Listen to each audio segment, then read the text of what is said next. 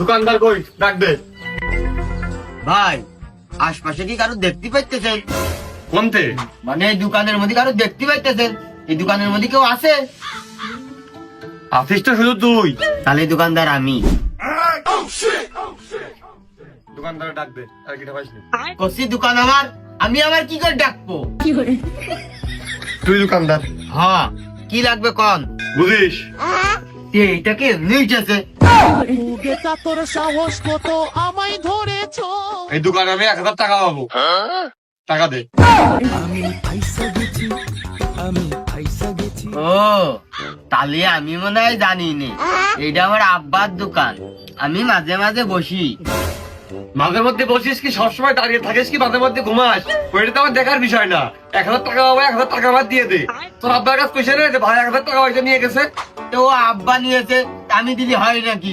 শালা সারা এক চর মেরে এর বাটাম খুলে ফেলে দেবো। প্রথমে এসে শুনলাম না দোকানদার কিটা বলি তো আমি আবার টাকা এখন দিতে পারবি না।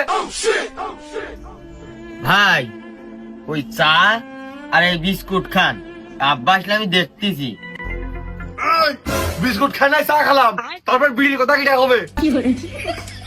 এমনিতে মাথা গরম, আবার বিড়িতে আগুন, না জানি গরমে গরমে কি হয়।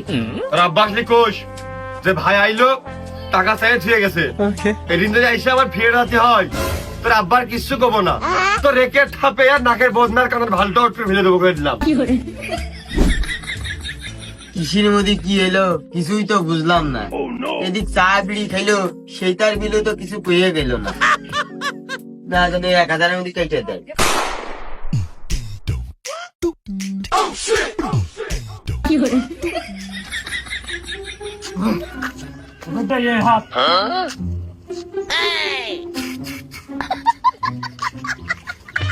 শরীর কেমন ভারী ভারী, বয়স আমার 20, দাও না জেনে শটকা মারলে উইটা জায়গা দূরি।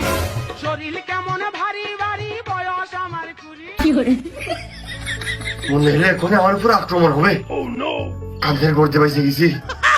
বিয়ের পরে হানিমুনে যাব কক্সবাজার, সেইখানে সাগরে আমরা পানি দিমু সাঁতার। ও ঝন্টু।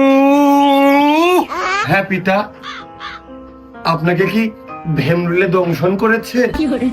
না তুই এদিকে আয়, কাছে আয়। মানে ওই বেশি কাছে না দূরের কাছে?